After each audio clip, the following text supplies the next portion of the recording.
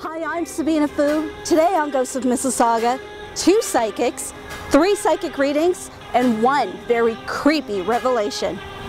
I've known since the age of 3 that I had some ability, something that was different. I was like the little warning signal.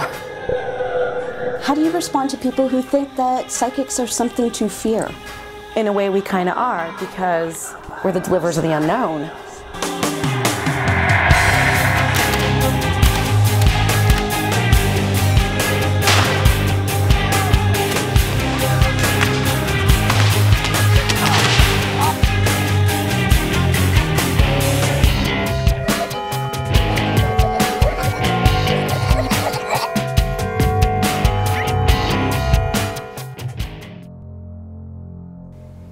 Tales of people with extrasensory perception go back as long as history itself. Even in man's earliest tribes, shamans and medicine men were believed to possess magical powers that allowed them to communicate with spirits, and people used the skill of these seers to divine the future and the past. Today we meet 2 very different types of psychics. Mississauga's Carrie-Lynne uses tarot cards as a divining tool. Meanwhile, futurist Bettee Giles believes that cosmic energy is the source of her gift. Although their methods are very different, both psychics began to develop their abilities in childhood. I've known since the age of 3 that I had some ability, something that was different. I had seizures at that time, and when I would come to, I would smell a fragrance, and my mother said shortly afterwards an aunt would come with a heavy floral perfume on, and I was like the little warning signal. This negative aunt is showing up. Yeah, I could pick it up really strong, but my mother was so aware, she was so tuned into it. My mother wrote to a priest in New York about my gift. And he wrote back, he says, like a plumber or a worker on the street or anybody that does a job, your daughter has a gift and it's God-given and she should be sharing it with the public.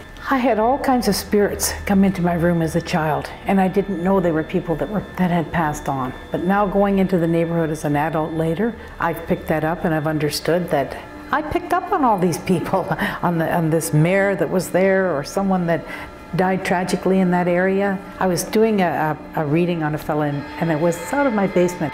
And right in the middle of a session, the girl just jumped in and out of through the wall, like you see in the movies. Her appearance came right in and out, and I thought, wow, what was that about? But I never mentioned it to the fellow, I just kept talking. I knew it didn't relate to him.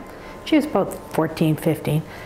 Then my husband at that time come home a little later after the fellow had gone. He saw there was a terrible tragic accident at the end of the road. A fellow I know, some fellows on the pipeline, ran into a busload of young soccer players, and a 14-year-old girl was killed. I saw her picture in the paper later and I recognized her entirely. I grew up with a family that had some pretty strong spiritualist ties. My dad's side was an Italian background, and as far back as I can remember, I used to go to Lilydale, which was a settlement that was founded, I think, the late 1800s, started the spiritualist movement, and I was always exposed to mediums, clairvoyancy. My grandmother had been known to have a gift, and I started developing at the age of 13 or 14. You know, that's something that I've heard quite often, is that along the same lines that puberty kicks in, the psychic ability kicks in at the same time. Yes, and it has also been known to magnify during menopause. So what is the difference between a clairvoyant and a medium? Well, a clairvoyant, we get visions, premonitions of past, present, future. A medium can talk to dead people without a problem. Me, I can get a sense of spirit. My spirit communication really isn't strong, but I can get a sense of who is there or has been there. Why would you, as a psychic then, not be, why do some people have that ability and others don't? It's just, you know, why are some people blue-eyed and why are some people brown-eyed? Pretty much. It depends on how you develop. My grandmother had a strong clairvoyancy gift, and she could communicate with spirit, so she kind of had a little bit of both. Right. Some people, they're actually clairaudient, they hear, and some people are empathic. Yeah. They can walk into a room after there's been an argument and actually feel the argument as if it were going on. My grandmother has Parkinson's disease, and I guess she has something that shoots electrodes through her body. And when I'm sitting around her, I feel like I'm squirming in my chair. I can actually feel that. I can't sit still around her. Wow. Do you consider it a gift or a curse? Sometimes a curse. Really? Sometimes a curse, because like some people I connect with very strongly. I'm taking that all in, and they're looking for answers in their life, trying to figure out what's going on in their love life or whatever, plus dealing with that. I actually feel that.